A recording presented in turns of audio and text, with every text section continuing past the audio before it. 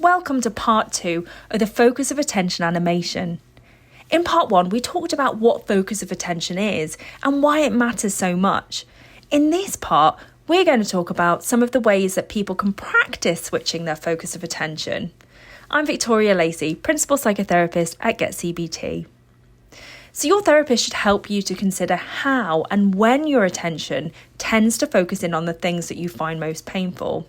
Being able to identify this can be helpful because you can then interrupt the process. Now, there are 3 key stages of switching our attention. The first is to interrogate the environment. This is where you rely on your senses to really assess all of the information. The second stage is to broaden your focus, pull back and take a broader view of yourself to the degree where you could almost lose yourself in a room. You know how you go on holiday and your mind just wants to capture everything around you, the whole experience? Well, that's what you're wanting to do. And the final stage is to then focus on other aspects of life that sit outside of your concerns. So here are 2 really nice examples that you might like to try. First, listen to your favourite song or a song on the radio. Now, in turn, pay attention to all of the different instruments that are playing. The guitar, the drums, the piano, maybe a violin. And do this for about 30 seconds at a time. When you've gone through all the different instruments, then finally zoom out and try and hear the music as one. Now, I really love doing this with my favourite songs because even though you've heard them 1,000 times, when you do it, you always end up hearing something new. Now, the second technique is to practice switching your attention between different sights and sounds. And you can do this at home or when you're outside.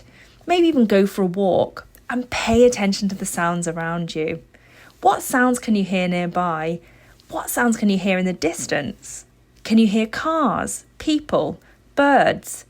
Now, don't worry if your attention shifts onto something else. Just gently bring it back to the first sound and become absorbed in following that.